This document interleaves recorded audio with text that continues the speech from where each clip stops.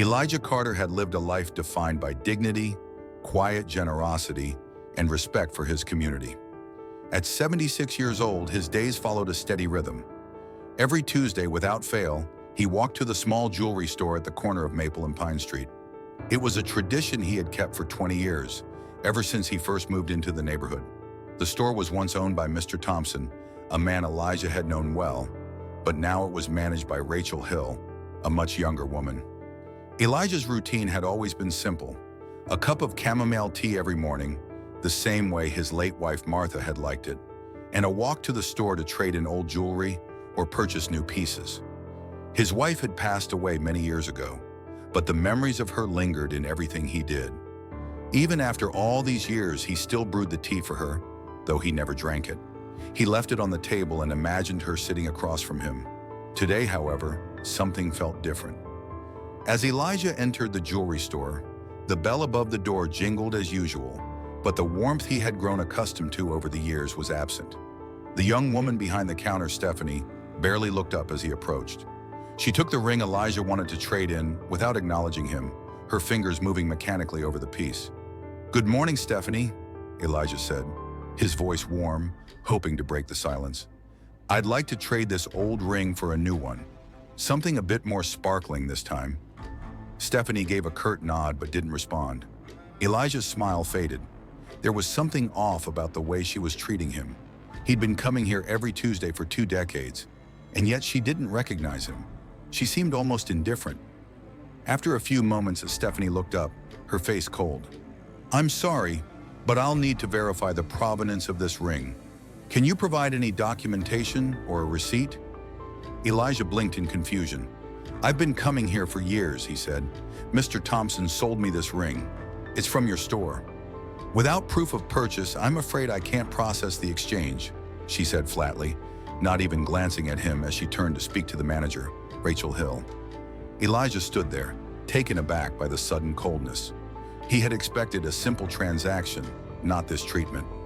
He watched as Rachel approached, her heels clicking sharply on the polished floor. Rachel was younger and much more polished than Mr. Thompson had been, but her smile didn't carry the same warmth. "Good morning, sir," Rachel said, offering a professional smile. "I'm afraid there seems to be an issue with your ring. We need to check the authenticity. Please take a seat while we handle it." Elijah's heart sank. He had been a loyal customer here for years, but suddenly he felt like a stranger in the place that had once felt like home. The words "take a seat" stung more than they should have. He had never been treated like this before. He glanced around, and for the first time, he noticed the eyes on him. People were watching, murmuring in hushed voices. It felt as though everyone was waiting for him to do something wrong. Then the worst of it came. A woman in line behind him, her platinum blonde hair and expensive clothes making her stand out, muttered loudly, just within earshot, "You can never trust people with a nice piece of jewelry. They'll try to pass off fakes in a second." Elijah stiffened, his face flushing with humiliation. The implication was clear. The elderly black man standing in line with an old ring was probably trying to scam the store. He had been treated with respect here for so long, but now he felt the sting of being reduced to a stereotype. No one spoke up. No one stood up for him. The few customers in the store simply watched as he was forced to wait in the corner, an accused criminal without a voice. The familiar feeling of belonging was gone. In its place was a quiet but biting humiliation. Elijah wanted to leave, but his pride kept him rooted to the spot. The irony wasn't lost on him. In a place where he had once felt like a valued customer, he now felt like a suspect. As Elijah sat in the waiting area of the jewelry store, his mind raced. He had been a loyal customer for so long, buying, trading, and simply chatting with Mr. Thompson whenever he had the chance. Now, with Mr. Thompson's retirement and the arrival of Rachel Hill as manager, things felt foreign.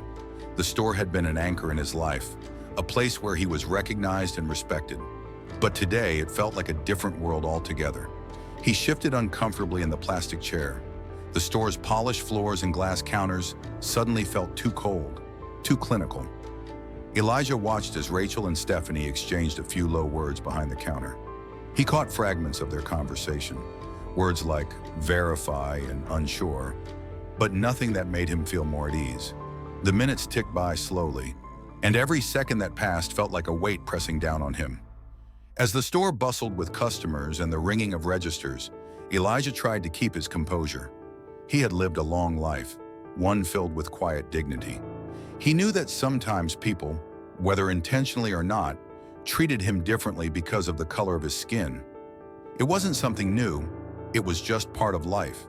But something about this moment felt different. It wasn't just the look in Rachel's eyes. It was the way she and Stephanie spoke to him, with a distance that was almost clinical. As if he were just another transaction to manage, not a long-standing customer. The minutes dragged on, and the uneasy murmurs from the other customers began to grow louder. Elijah felt a familiar pang in his chest. It wasn't just the discomfort of waiting, it was the hurt of being reduced to a stereotype. He had spent his life as a man of integrity, always paying his debts, always doing right by others. But here, in this moment, he was treated like a criminal. Suddenly, the bell above the door jingled, signaling the arrival of another customer. Elijah looked up, but his gaze fell on a familiar face. Marilyn Sloan, a regular customer at the store. Marilyn was a woman in her late 40s, always impeccably dressed. She had greeted Elijah kindly during his past visits, but today she eyed him warily as she entered the store. Elijah could feel the tension in the air rise. Marilyn walked past him, barely acknowledging his presence. He had always found it strange how people could be so quick to forget the kindness of others. Marilyn made her way to the counter, and as she passed Rachel and Stephanie, she glanced briefly at Elijah. Their eyes met, and in that fleeting moment, Elijah saw a flicker of something he had hoped to never see. Pity. It wasn't sympathy, it was pity. The kind of look one might give a child who had done something wrong. "Elijah, are you all right?" Marilyn asked, her voice tinged with concern. But there was an edge to it, as though she too was unsure how to react to the situation. Elijah straightened up. "I'm fine," he said with a quiet dignity, his voice not betraying the hurt he felt. "Just waiting to be taken care of." Marilyn nodded curtly, but there was a lingering hesitation in her gaze. Elijah had always prided himself on his reputation. His integrity had never been in question until now. But as he sat there, waiting for Rachel and Stephanie to finish their conversation, he realized something else. Marilyn had passed him by without a word of support. No one had come to his defense, not even the employees who had known him for years. Just then, Rachel walked over to him, her expression still unreadable. "Mr. Carter," she said coldly, "we've confirmed that the ring is not one of ours. We cannot process this exchange." Elijah's heart sank. "What are you talking about?" he asked, his voice barely above a whisper. "I've bought jewelry from this store for years. Mr. Thompson knew me. I've never had a problem before." Rachel's gaze hardened, and she glanced briefly at Marilyn, who was now at the counter, pretending not to listen. "Our store policy has changed," she said firmly. "We require proof of purchase for all exchanges. If you don't have it, we cannot assist you."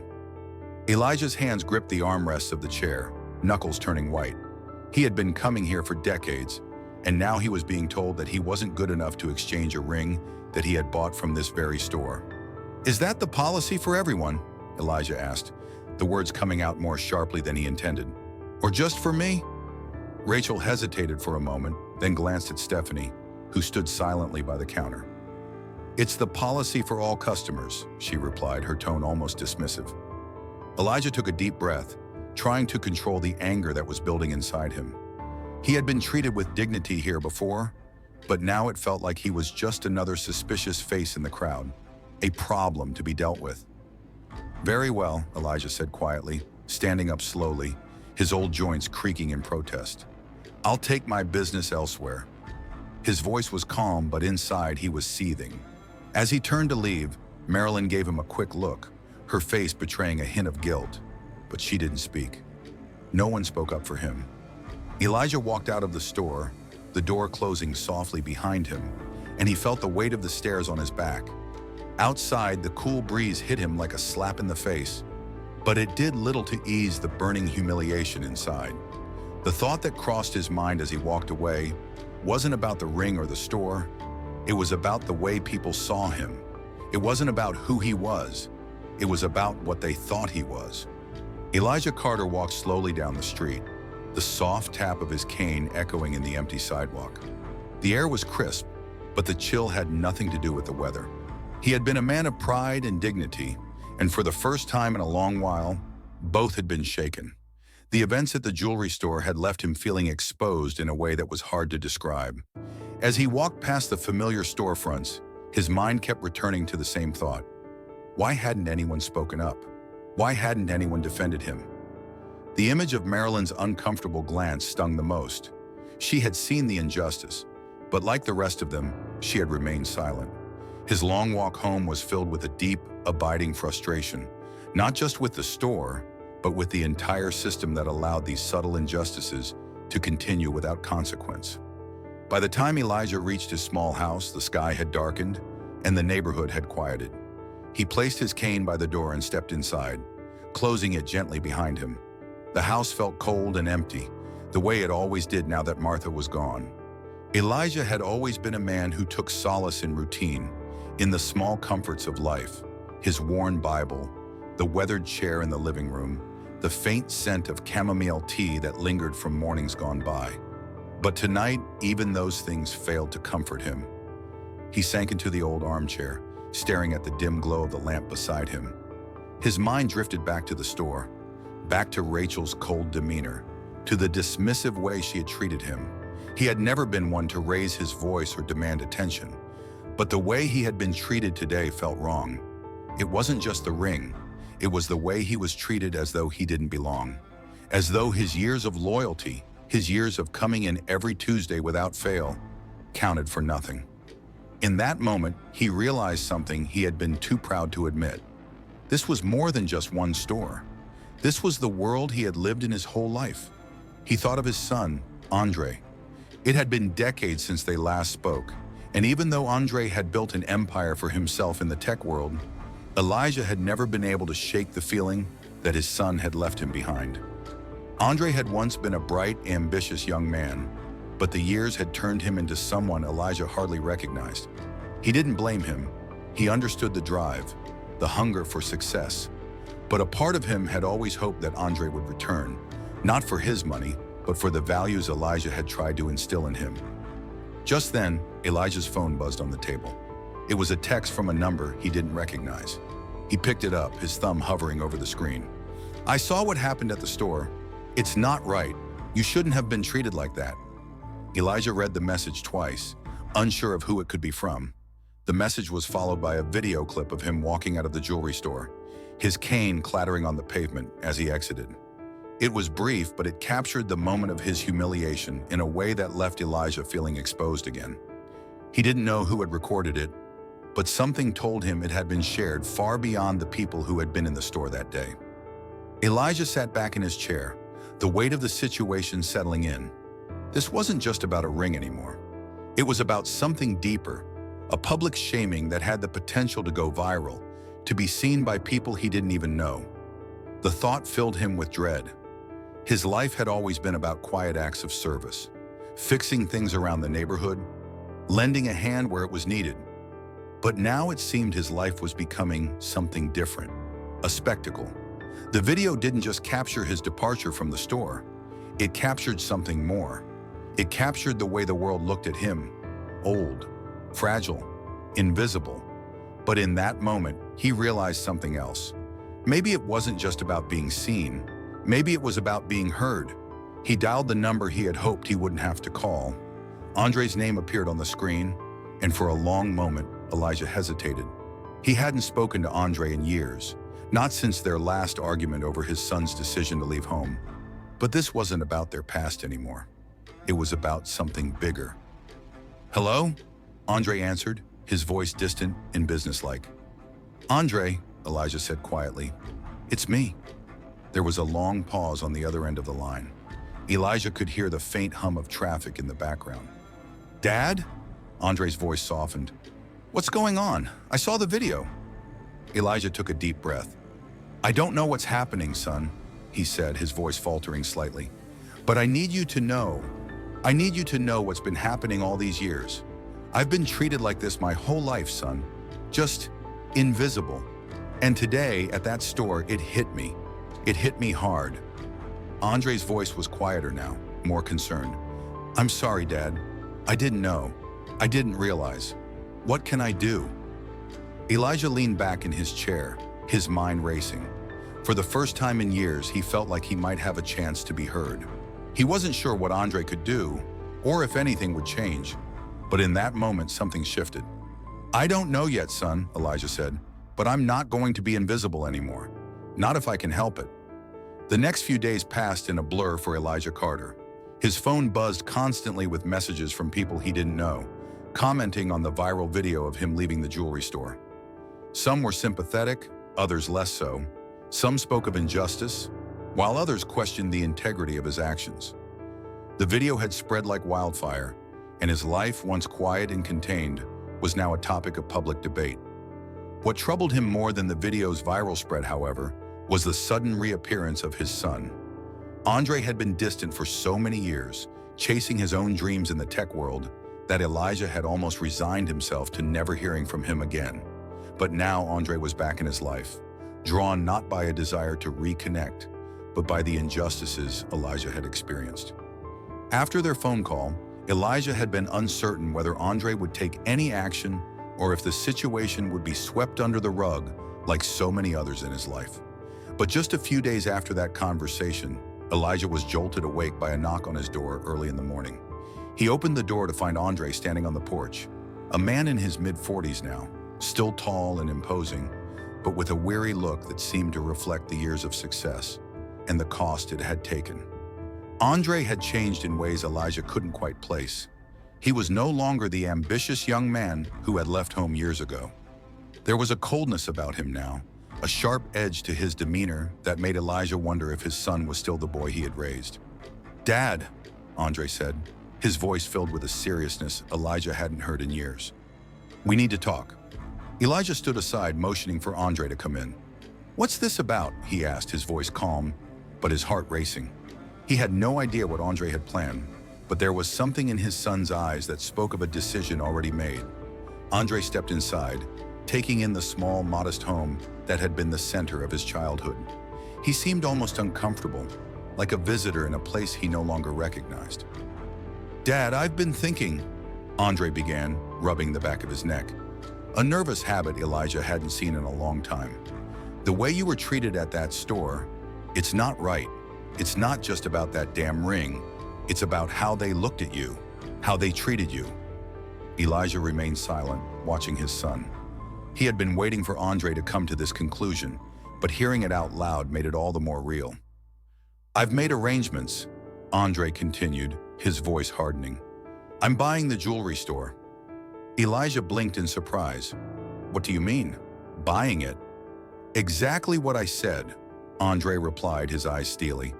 "I'm going to buy it, take control, and make sure no one else is treated like that. Not while I'm in charge. You've been a loyal customer for years.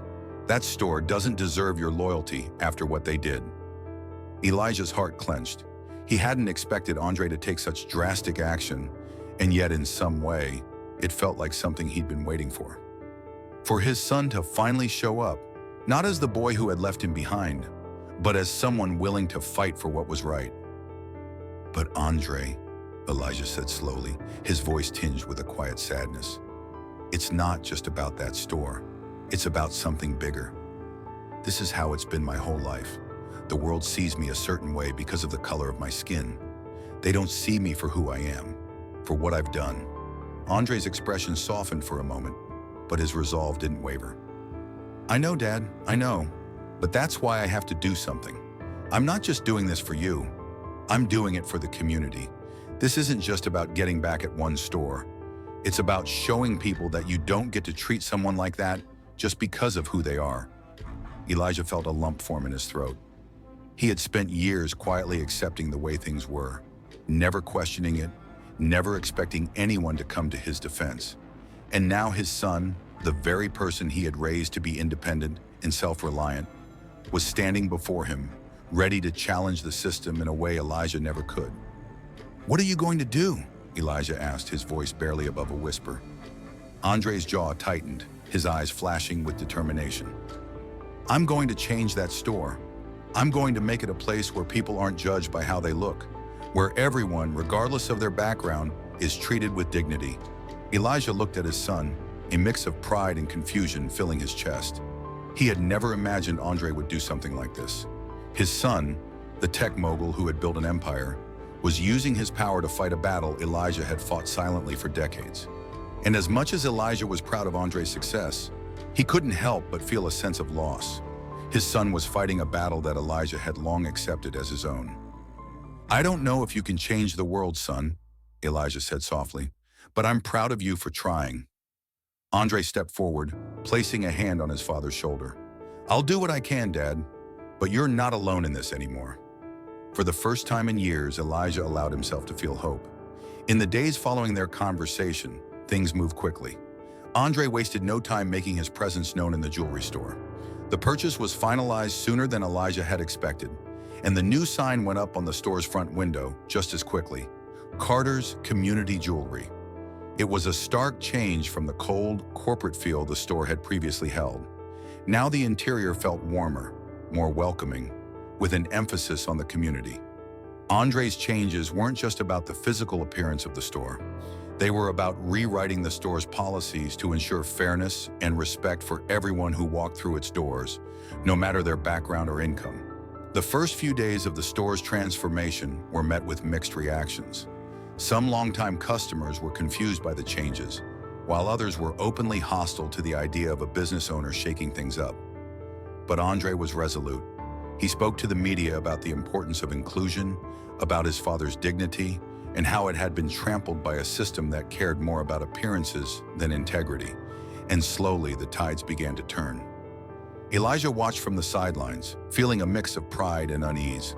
He had never been one for public attention, and now his son was the center of it. The interviews, the press conferences, it was all so far removed from the life Elijah had led. But he knew that his son was fighting a battle that Elijah could never have fought on his own.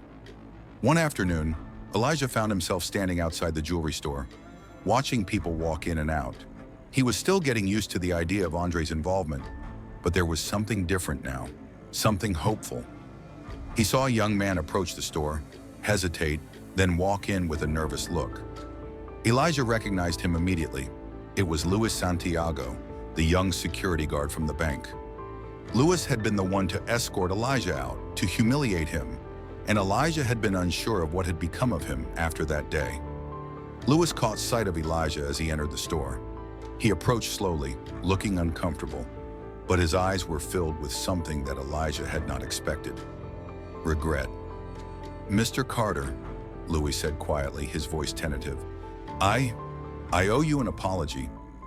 Elijah looked at him for a long moment, the memories of that humiliating day fresh in his mind. But when he spoke, his voice was calm, measured. "I don't need an apology, son," Elijah replied. "What I need is for people to start seeing others for who they are, not just for what they think they see." Louis nodded, his expression softening. "I didn't understand it then," he said, "but I do now. I made a mistake. I should have stood up for you." Elijah placed a hand on Louis' shoulder. "The truth is, you didn't need to stand up for me. You just needed to see me for who I am. And now you do." Louis swallowed hard, then smiled weakly. "I've been working with Andre. He's changing things here, just like you said. And he's listening. He's listening to the people. It's not just about the jewelry, it's about what you said. Dignity. Respect." Elijah nodded slowly. It wasn't just about the jewelry or the store. It was about something deeper, something that went beyond material wealth or status. It was about people recognizing the value in one another, in their stories, in their humanity. That evening, as the sun set and the streetlights flickered on, Elijah stood at the front door of his home. He watched as people walked by, many of them stopping to glance at the new sign in the jewelry store window. Some people nodded, others paused to read the signs hanging outside. But Elijah noticed that the looks were different now. They weren't the furtive glances of suspicion he had once gotten. They were curious, open. His son had done it. He had turned the store into a symbol of change, not just for the business, but for the community as well. And as much as Elijah had hesitated at first, He now realized that this was bigger than the store or the viral video. This was about bringing the community together. It was about making sure that no one would ever feel invisible again. That night, Andre came by for dinner, just as he had promised. Elijah had cooked a simple meal, a roast chicken, mashed potatoes, and a side of green beans, just like the ones Martha used to make. They ate quietly at first, but as the evening went on, their conversation turned to more personal things. They spoke of old memories, of Martha, of how things had changed between them over the years. "I didn't mean to leave you like I did, Dad," Andre said quietly, breaking the silence. "I thought I had to prove something to myself, to the world, but I see now what I should have seen all along." Elijah placed his fork down and looked at his son. "You've always had something to prove, Andre, but you don't have to prove anything to me. I've always been proud of you, even when you left. You were finding your own way, and that's what mattered." Andre looked at his father with a mixture of gratitude and guilt. "I'm sorry it took me so long, Dad. I've spent my whole life trying to be someone else. But I've realized that being who I am, that's what matters." Elijah smiled softly, a flicker of hope in his heart. "You don't have to apologize, son. We've both been through a lot, but today we're moving forward, together." And as they sat together at the table, the weight of the past seemed a little lighter and the future a little brighter.